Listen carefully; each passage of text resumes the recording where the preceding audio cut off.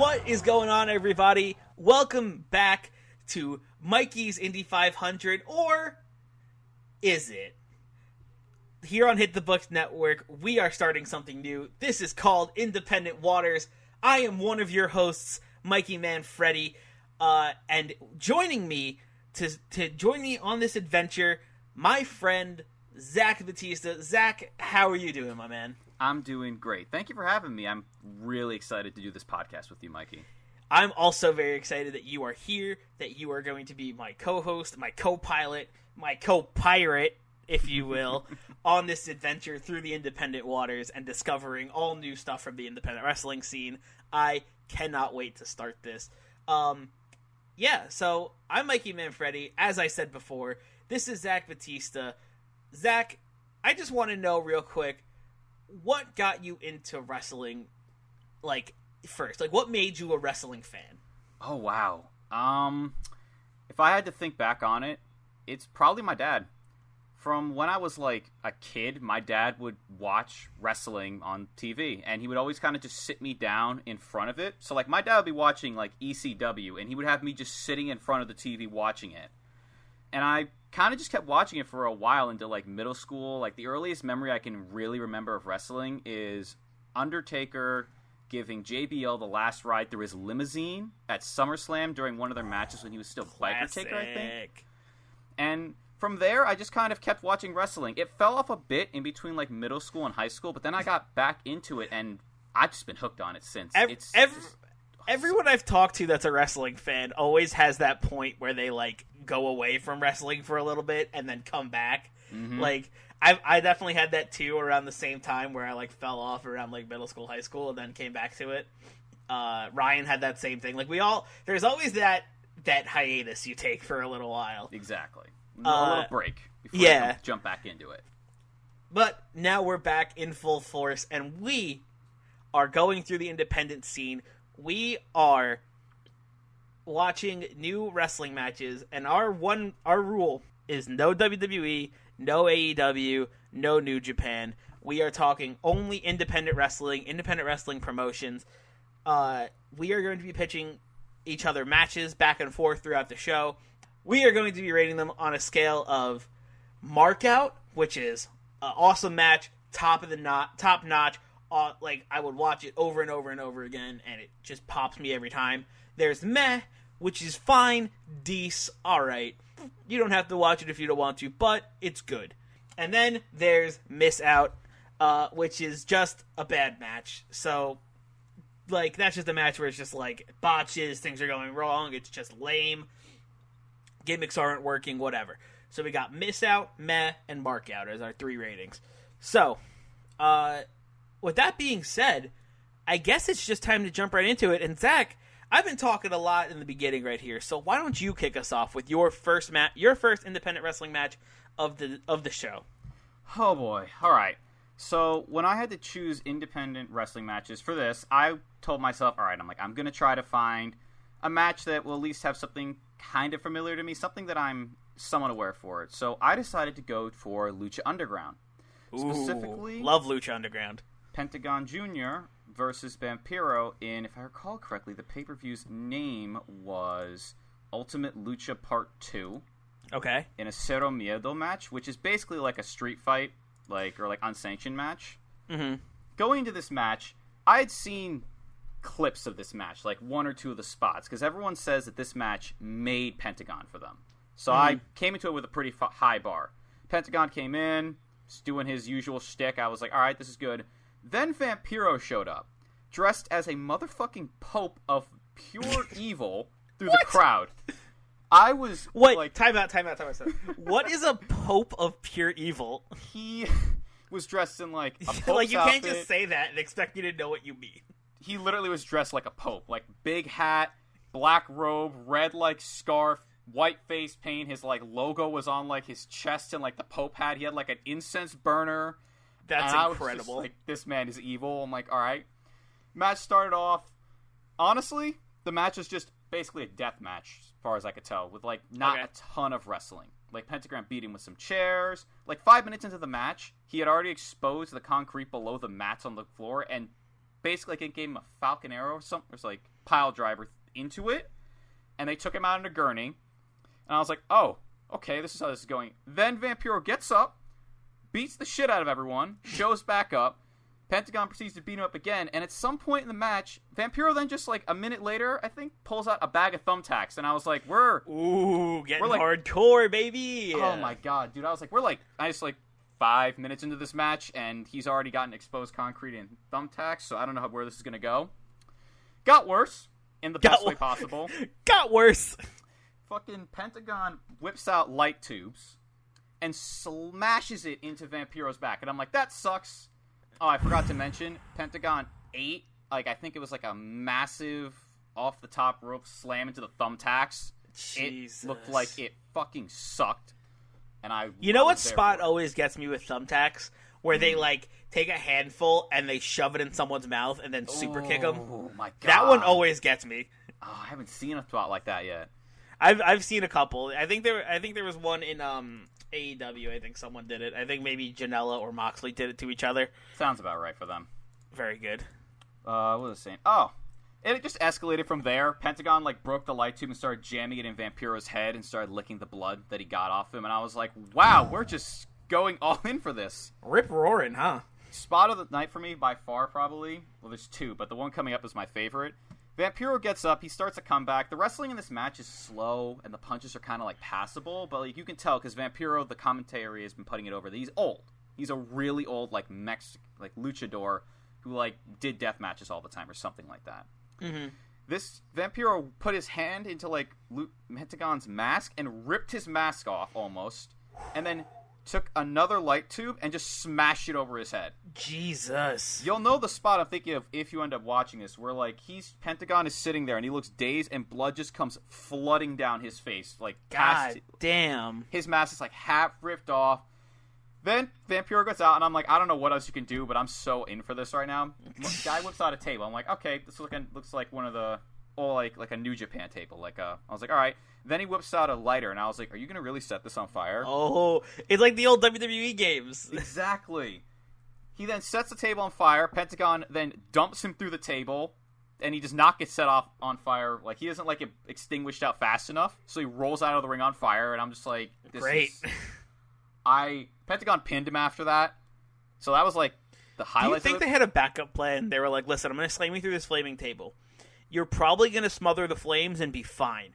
But if you go on fire, just roll out of the ring. Roll out of the ring. There. Oh, my God. I was like, there was a couple moments where I was like, he was on fire way longer than he should have been, probably. Then the twist happened. So I've left something out significant for this match, is that they, all through our commentary, they were talking about how, like, Pentagon's been breaking dudes like bones for his master. So Vampiro crawls into the ring as Pentagon's celebrating. He's, like, calling for his master. And Vampiro says, break my arm, motherfucker. And I'm like, okay, we just gone to this now. Breaks his arm, right? Then he gets up and then tells Pentagon, yeah, I'm your master. You've passed the test, my student. And he gives him the Cero Miedo sign. Whoa. And I'm not going to lie, it popped me really hard, and I literally know nothing about the production, and I was just like, I must know more about what the hell just happened. That's wild. That was that match. There was not a ton of wrestling, but there was a bunch of big, just brutal spots that I was there for. Yeah, it sounds like kind of like a brutal spot fest with like a good bit of storytelling at the end there. Oh, the ending, I was like, that's why, the ending, honestly, is the reason why I have to give it probably mark out. Mark out? Going our first match on the show is getting a mark out? That's awesome. I came into this match wondering why, and it was just a simple match, and what can I say? I'm a fan of like just brutal matches with good storytelling in it. All right.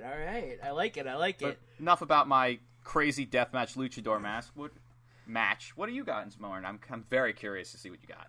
All right, so my first match is much less brutal, and it's fairly recent. This pay-per-view happened, I think, maybe last week or 2 weeks ago. Wow! Oh my God! Yeah, this was at an event called Wear Sunscreen by Beyond Wrestling. This happened maybe like 2 weeks ago in Atlantic City.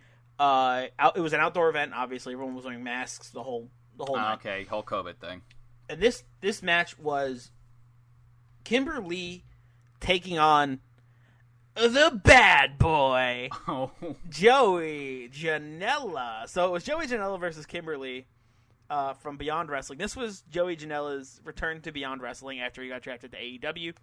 And this match was pretty solid. I liked a lot of it. They started off with some really good mat wrestling. It was a lot of character work. Like Joey Janela, they built this character for Joey Janela in this match where he's like he like since moving to AEW, it looked like he became like cocky. He's like, oh, I'm on TV all the time now. I'm so good. So like it wasn't like so in your face, but like there was like subtle nods to Joey being a little cocky against Kimberly. So I thought that was neat how they kind of gave Joey that character, and he was definitely playing the heel in this match. And Kimberly was playing the underdog. Joey is a heel. Joey was definitely he was definitely the bad boy in this match. Like they definitely hyped that up. There was some crazy spots. There was one point where like Joey hits Kimberly with like a fisherman's buster on the apron. Ooh. That was crazy. There were some cool sequences where they went back and forth. It was like Joey would hit Lee with an elbow, and then Lee would come back and hit Joey with a knee, and they just kept going back and forth. Kimberly kicked out of a huge package pile driver by Janela. This match was great. It was a little bit slower paced, but everything it was a little slower paced, but everything hit hard. You know, like every move felt like it had huge impact. Like they actually it looked like they beat the snot out of each other, these two. Ooh, I like it. And Kimberly was playing the resilient underdog this whole time. She was kicking at everything until Janela hits her with what looked like a coup de grace off the top rope, like the double stomp off the top, and that's what got the 1-2-3 on Kimberly, and Joey Janela ended up winning this match. Wow. But afterwards, Joey Janela's old tag team partner, Chris Dickinson, comes out, talks to Joey a little bit, sizes up Kimberly, because him and Kimberly had a little bit of a rivalry. But then Chris Dickinson raises both of their hands. Janela and Kimberly end up shaking hands, and a nice sign of respect from Joey. I like it. Kimberly, I've always been super impressed with. I watched a good handful of her matches on 8500. Kimberly is one of the sickest wrestlers I've ever seen. She's really, really good at playing the underdog, and she's very, very good at playing like the resilient, never give up type. Gotcha. Whitey babyface type of deal. Yeah, and she has a moveset that looks like it'll knock out anyone. Oh, really? Yeah, it's a hard hit. It's a hard hitting, high impact moveset. A lot of slams, a lot of like punches and elbows, like a lot of high impact moves. Like not very like Lucha, you know what I mean? Yeah, a lot more like just ground pound. Yeah. More like it felt like to it. Yeah, it felt this match felt like more of like a match like that, where it was like slower paced and the moves hit harder than like a Young Bucks versus Lucha Bros match where they're like flying around the ring. Oh yeah, and they're just doing spots that just defy gravity, basically. Yeah, it was slower. It was slower paced. It had that hard hitting feel, and I really liked it. I'm gonna give this match mark out because I thought it was great. And you should go watch it. It is on IWTV. If you have a subscription, you can watch it. It's awesome. All right. Oh, man. Also, in that same pay-per-view, the second main event was Priscilla Kelly versus Chris Dickinson, which I heard was amazing, and I cannot wait to watch. Ooh. I'll probably hear about it at some point during this show, and I'm excited to hear about it. So, we got 2 mark-out matches to start off the show. Start off episode 1 of Independent Waters, 2 mark-out matches. Batista, what's your second match of the show? My second match of the show, I decided to take some notes from a show that my dad actually watches. So the background here is that my dad is really into actually independent wrestling scenes. He's more for like the gymnasium type matches, and a production he always watches on TV is MLW. Okay. I've seen a couple matches for MLW, so I was like, okay, I like MLW. They're not bad. They put some good things on that I've really liked. So I was like, all right, let's find something from there that I could enjoy. Something that was like smaller though. So I ended up going with, it's not MLW, funnily enough, the production where they had it from, but it's Simon Grimm versus Filthy Tom Lawlor at Prestige Wrestling. Oh, okay. The event is called Prestige 3 Alpha / Omega. It's free on YouTube if you look it up. Sweet. The match happened around, since we're going with the times, it happened around like 2 years ago. And I've seen both these guys wrestle in MLW probably recently. So, but I don't really have much a recollection of what they wrestled in. So I was like, all right, like how they wrestled. You know what I mean? Mm-hmm. So the match starts, and I think if I recall correctly, this must have been after Gotch had just left as vaudevillains or whatever. But anywho, the match gets started, and I actually didn't know this, but right into the match, Tom Lawlor is doing catch style wrestling. Okay. The type of stuff that Timothy Thatcher is known for in NXT. Cool. And I was like, oh, I didn't know he was doing this. And Grimm was doing more of like an old school, like kind of like new age-ish type of like grappling, right? All right. So the match goes, and like Grimm is trying to compete with Lawlor with the ground game, but the story they're telling here is that Lawlor basically has him beat out. There's even a point where Grimm like gets, I think he tries to put in a hold, and Lawlor kind of just picks up, like stands up as he's got him in a rear naked, and just grabs the top rope. And kind of looks at him as like a get the fuck off me. Yikes. And he then puts him in I think it was an ankle lock, which Grimm has to then roll out of the ring. And it's at this point in the match that it changes. Because at this point now, it's kind of just been like an old school-ish match, right? Okay. What Grimm then does is that he gets Lawlor angry by putting him in more submissions, but this time successfully. And Lawlor then makes the mistake of trying to get into a striking game with Grimm, which Grimm actually does a lot better than him for, and he starts to then work over the left arm of him, which I will say here for the rest of the match, Lawlor sells this very well. Like, there's a point in the match where he has to do a German, but he can't hook his hands together because his arm's messed up. So what does this dude do? He puts one arm around his stomach, takes his right arm, and just grabs the left arm and holds it there as he picks him up and Germans him. Oh, that's sick. Like, basically, like, Grimm got the upper hand at this love point. when they improvise like that. Yeah, it was good. I was like, oh, wow, like, he's still selling it. So then the match continues some more. Grimm's, like, getting all the heat. He's, like, really working Lawlor's left arm. Like, good mat wrestling. I was like, all right, I'm good. There is one thing to note. The strikes in this were meaty as shit. Oh, like, yeah? there were points where I was like, ooh, I'm like, damn, that fucking, he damn near elbowed him in the face. Jesus. Stiff as fuck. Mm-hmm. And the end of the match basically comes with, it's funny. So Grimm gets really frustrated because he keeps working over Lawlor's arm and he keeps putting him in like moves. There's like a point where he like kicks him in the face like a bunch of times. Like he hulks up and he can't put him down. And he gets so angry that he tries to put him in, if I recall correctly. He loses his cool like Lawlor did. And what happens? Lawlor capitalizes and puts him in, I think it was a Gotch neutralizer, and he pins him. Nice. And I was like, that was a good story. Like the two of them shook hands at the end. Lawlor was... Actually, I think I want to say they shook hands, but Lawlor looked like kind of like a, I cannot believe that just happened to me. Mm-hmm. Like he was like, don't... Oh, wait, no, I remember. The ref tried raising his left hand. He's like, don't touch my left hand. Ow, ow, ow. Yeah, he's like, take the right hand. Overall, I enjoyed it, but it wasn't anything that was super special. Like, the best way I can describe it is it was a classic, just good, old-school wrestling match. A lot of mat work, a lot of, like, grinding each other down with meaty-ass hits to it. The production quality, I did forget to mention that during Lucha Underground, the production quality was pretty good. Yeah. So there were some points where, like, they, like, had, like, camera shots of the crowd, reacting to the crowd, and I was like, something's happening in the ring. Get the shot off the crowd. I want to go back. Let's go what back. Is this, WWE missing the big events? I know, exactly. But, yeah, for this match, the point for that was this match really felt like an indie wrestling show to me. Like, the camera quality wasn't terrible, but, like, it was kind of a bit grainy at parts. And it just felt like an indie match. And I was like, this is what I've come to see. Like, just to, I love it when it's, like, it gets that, like, nice feel. Because it's, like, when it's, like, a smaller crowd, it feels like it's more of an intimate match, you know? Oh, yeah. It feels like the crowd cares a lot more for me. And, like, I will say that now I'm probably this isn't a prediction, this is a spoiler. I will probably find some Tom Lawlor matches later on for this because I was really impressed with him. Like, Grimm was good, but I've only seen one Tom Lawlor match, I think, and it was Tom Lawlor versus Warhorse. Warhorse. Oh, he'll probably be on here at some point.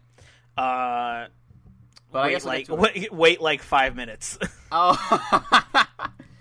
But to get to that, I will say that I'll give it meh.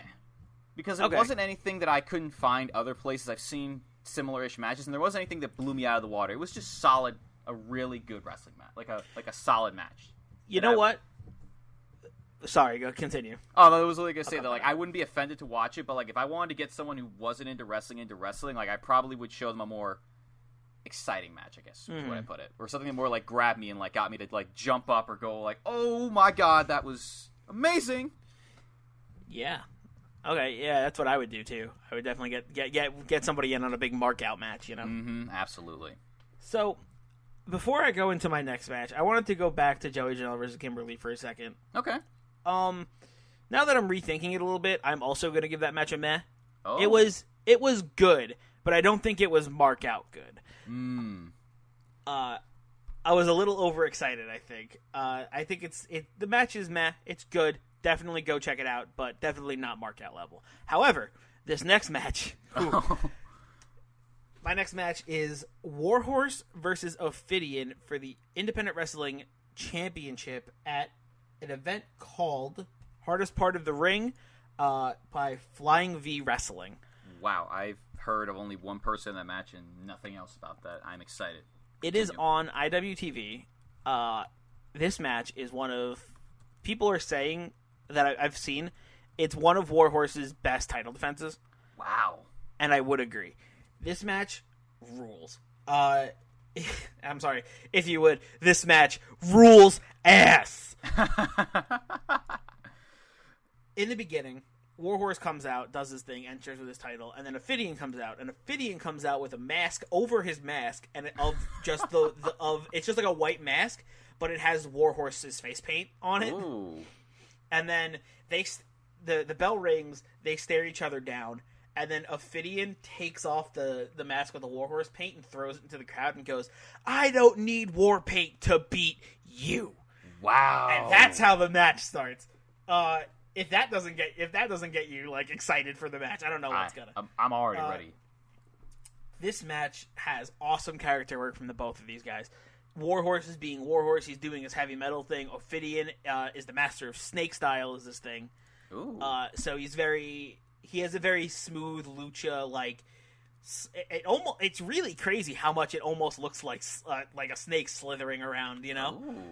The way Ophidian moves is so smooth and so, like, quick that it does remind you of a snake. And it's kind of wild how much snake style fits. And Warhorse, like I said, heavy metal, hard hitting, power move. So it was just a classic power versus speed match, right? It's like, can Ophidian outspeed Warhorse, or can Warhorse overpower Ophidian? It was like that whole dynamic. Gotcha.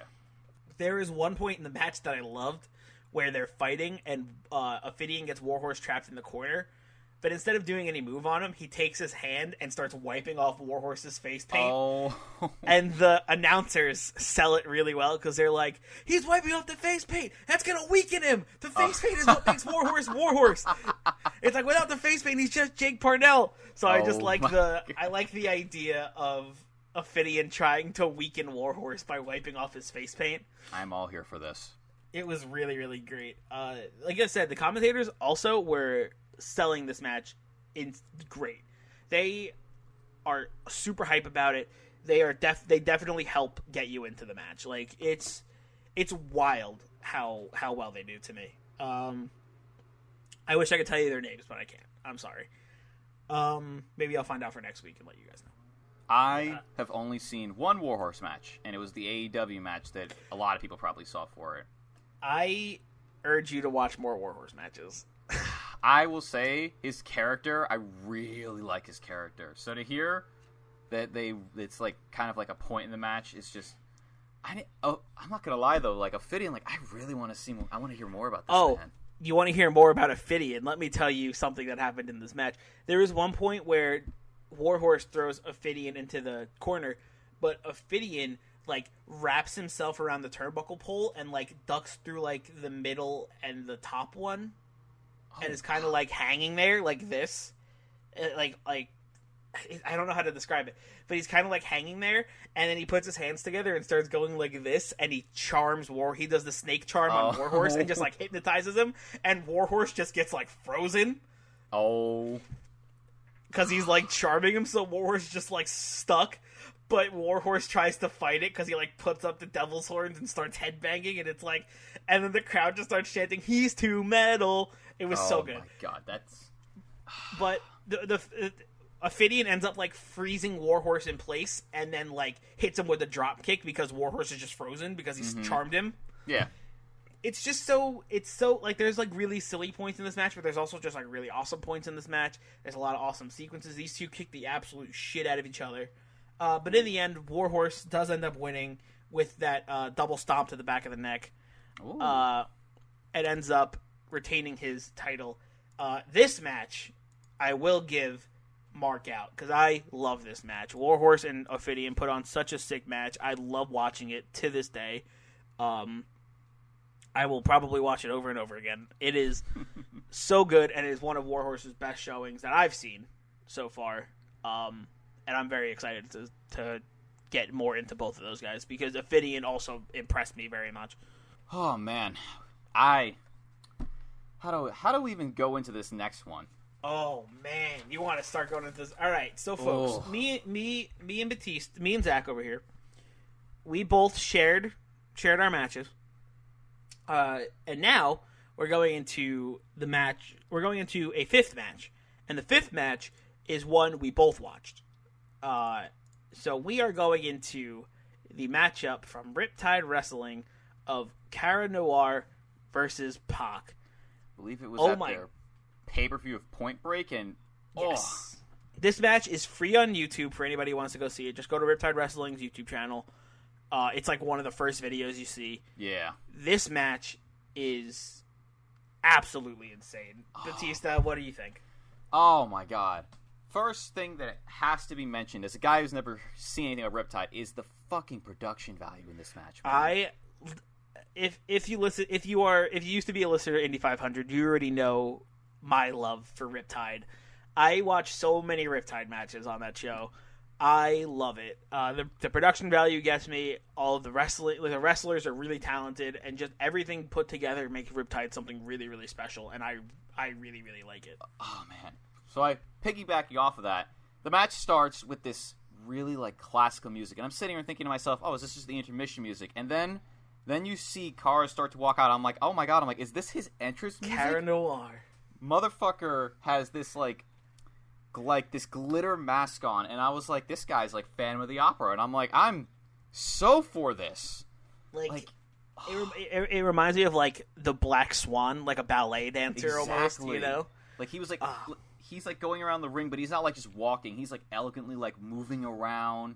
The crowd is like playing into it, and there's like a point. Oh, God. One of the things I had written down actually for this match was that Cara Noir is perfect for Riptide because I think Cara Noir's character wouldn't work nearly as well with the basic camera setup for wrestling.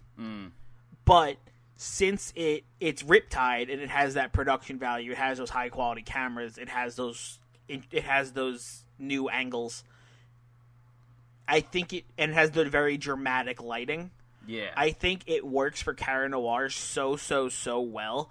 And I think that the combination of Riptide and Cara Noir is like a match made in heaven because that is like it's like absolutely perfect for his I have character. to agree. Like it's like a theater performance that you're watching. Like there's a point exactly in his entrance where like he like takes like he's got like a cape on. Sorry, I didn't explain that. And he does like kind of like the Finn Balor like arms raised, but like the camera like it pans so that you're behind him and you see like the light kind of shine through his cape as he does it, and it just looks so cool.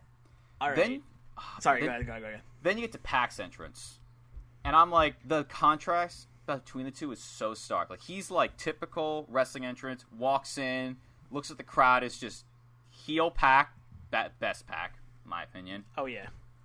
He's playing up to it, and Cara's just kind of sitting there in this corner with these.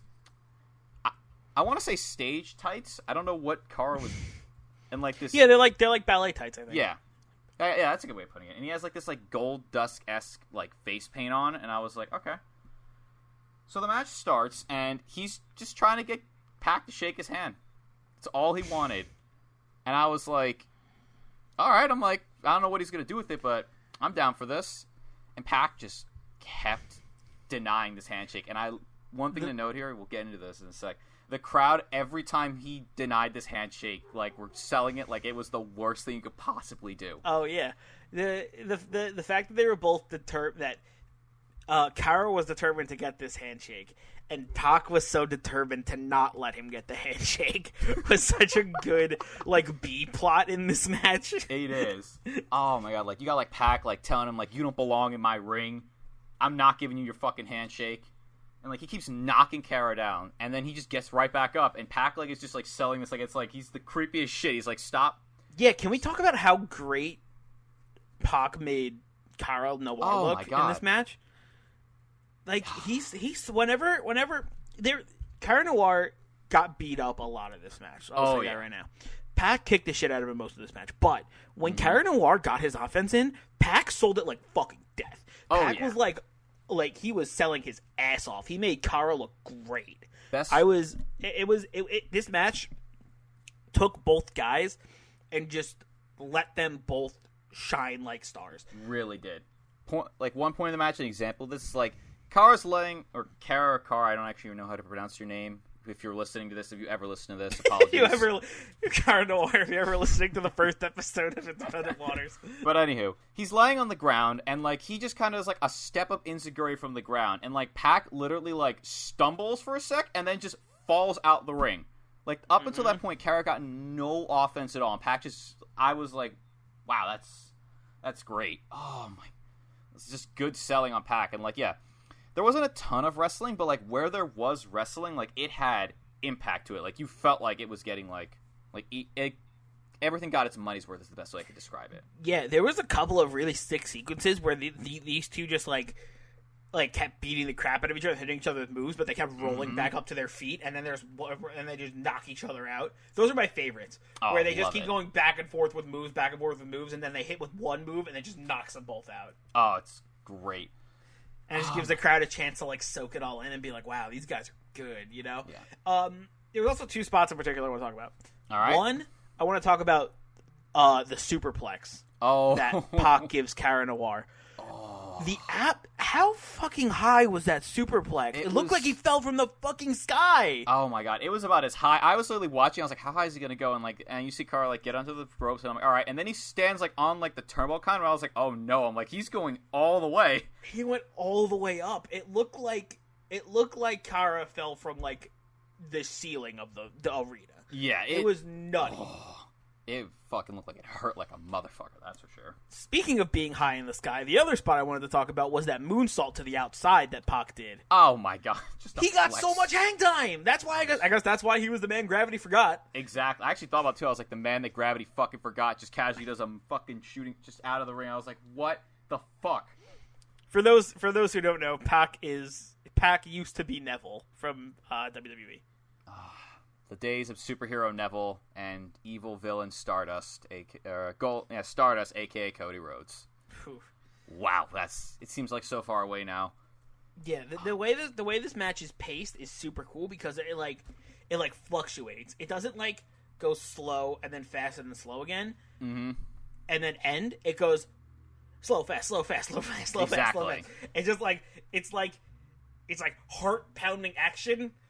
Chill for a sec. Heart pounding action. Chill for a sec, and it just gets you it just gets your endorphins rushing. It's like this match is insane, and this match is also like a half hour long. This match was like the best type of match for me, and that is I can watch this match and like then look at my clock and be like, "What the fuck? 30 minutes are gone." I'm like, this was like 5. This was a half hour long banger. Like this was insane. Like once it was done, I was like, that was a half hour long match. Oh my God, like. Oh, God, I have to gush over this production one more time because I remember there was a point in the match where I noticed it where I don't know what Pac did. He probably kicked Cara in the face a bunch of times, and Cara's just laying there on the mat like he's crumpled. And God bless the camera crew of fucking Riptide. The person that has themselves like just below the low rope, and they've got it tilted at an angle that makes Cara look so small and it makes Pac look huge and look like he's just staring down at this pathetic man that dare step in the ring with him and try to like do some frilly handshake shit with him. I will always love Riptide. just for that, just like the production value is just so good, and I can never. I always gush about it. Literally every time I reviewed a Riptide match, I would gush about it, and I'm going to continue gushing about it every time I review a Riptide match in the future. I will gush about it with you if you and I ever decide to keep watching more matches for this. Now, there's one thing we have forgotten about this match, though. Yes, one very crucial element. Would you like to explain to them what the crucial element of this match is? The crowd in this match. So on Riptide, after we gushed about it, there's also no commentary on Riptide, which, if the crowd was not into this match, would hurt it a lot. But the crowd in Riptide is loud, and they never stop. Never. The Riptide crowd is one of the hottest crowds I've ever seen, and that is true for every Riptide match I've watched so far. The crowd is always hot as fuck, and I love it. They are always so loud. They're doing different chants. Like, UK crowds or Australian crowds, they always have the best chants. Always. What was a good one? I have one for the match that I can think of. What was it? So, one thing about Cara, as I said before, he has this face paint on, and Pac is doing a lot of like ground and pound holds and stuff to Cara. Like, he's like he's got him in like headlocks and stuff, and Cara's face paint is getting on Pac's chest. And there's a point in the match where this crowd starts chanting, "You've got glitter on your tits," and they start calling him glitter tits. And Pac like looks at them and he just kind of like wipes it into his chest. He's like, "It's called war paint." I'm like, I love this crowd. The crowd is so good. I like the "Whoa, Pac is a bastard." Yeah, that's a good one too. "Whoa, Pac is a bastard." That one's good. Or Cara fucking Noir. Yeah, those are my favorites too. God. Where it's like blank, blankety fucking blank. Like, it's fucking great. Another thing I noticed in the match was that whenever Cara did any offense, the crowd went ballistic. But they popped as soon as Cara got a comeback. The crowd popped. Exactly, and then the moment Pac gives any offense in, the crowd goes not silent, but just shuts up, and they start berating him. And I'm just like, immediate flip. Like, oh my god, oh man, there were points in this match where I was like, I don't know if Cara's because the thing is, one thing I love about this is that I don't know anyone's finishers. I only knew Pac's finisher, so I was like, I don't know what Cara's finisher is. So there are points. I still don't know what Cara's finisher is. So I was like, is he gonna win? And I guess we should go to the finish at that to segue into that. So, yeah. In the end, Pac does end up winning with the Black Arrow. I think what we call it now. I don't know what he called it back on the indie scene, but in AEW it's called the Black Arrow. Yeah, if I recall correctly, Cara got like a jumping like chokehold, which I think is his finisher because everyone in the crowd popped for it a lot. Granted, they pop for everything, so yeah. And then I think Pac eventually just kind of kicked him in, like he just kicked his shit in and then hit him with the Black Arrow and won. Mm-hmm. But goddamn, man, when I finished that match, I was just like, that was something else. I finished that match and I was like, I need to go take a walk because I am so excited. Oh my god, it was palpable. I was just like, I need to watch more of Riptide. If it's more like that, like you describe it, I'm like, you will be seeing more of that on this from me as well. Yeah, because God. So Zach, the only thing we have left to do is give this match a rating. What are we thinking? Miss out, Matt, or mark out? For me, I think it's a mark out because it's my first Riptide match, and the production of it just kind of blew me away with it. I was just like, shit. I think this match is meh.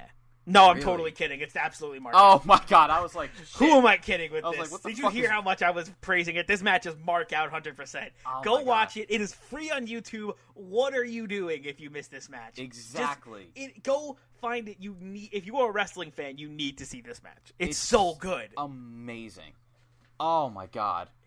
Oh, god, I'm so... It's matches like that make me go like, I'm glad that you've convinced me to do this because this is just so much fun. I love independent wrestling. I'm loving independent wrestling like so far. Like it's such a cool turn from the norm we're getting in these TV shows, you know. Mm-hmm. And it's sick. I just really like discovering new wrestlers, discovering new people's styles, new unique gimmicks, stuff like that. New unique promotions like Riptide, who do completely off the wall with what we've seen in wrestling. Exactly. You know, it's like we're so used to that like few camera setup where it's like wide shot of ring, one different shot, and that's it. It's like Riptide's got like the cinematic thing of Riptide, awesome. But like I said, I like independent because it's different. There's so many different things. Mm-hmm. You're gonna find something you like. Oh yeah. And I think that brings us to the close of our very first episode of Independent Waters here, Zach. How are you feeling going into the next one? I am super pumped, both for whatever match I find, whatever matches you find that I'll probably end up having to watch at some point, and just in general, just to like learn about more wrestlers that I've never heard of, and then maybe see myself what they've got to offer. Mm-hmm. I'm very excited to jump into this too. Follow Hit the Books on Twitter, where we're going to be posting all of these episodes on the main Hit the Books network page at HTVPod on Twitter. And subscribe to our YouTube channel, where you will also be able to find this very podcast. Hit the Books podcast on YouTube. Subscribe there. You can see all of our different shows. We have Hit the Books on Fridays. We have Wrestling with the Sixes on Mondays. Wednesdays now is for Independent Waters, so keep tuning in here. Every few weeks we'll do a pay-per-view review, whether it's WWE or it's AEW.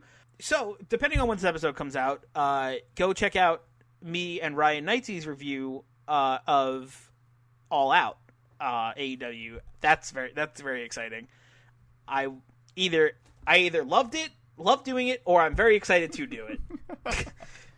What future Mikey decides, we'll never know over here. Exactly. So remember to go check us out all over there, and for everything that has to do with Hit the Books Network, go visit htvpod.com, where you can find literally everything and anything that has to do with the Hit the Books Network. Wrestling with Statistics, Independent Waters, Hit the Books. Go check it out over there. Zach, anything to plug? No, not really. I'm not, at the moment at least, I'm not really too big into social media. All right. Well, then that brings us to the end of the show. Thank you all for listening. Remember to subscribe, and remember to keep tuning in for more and more independent wrestling. And always remember, there's a huge sea of independent wrestling out there. So never stop exploring.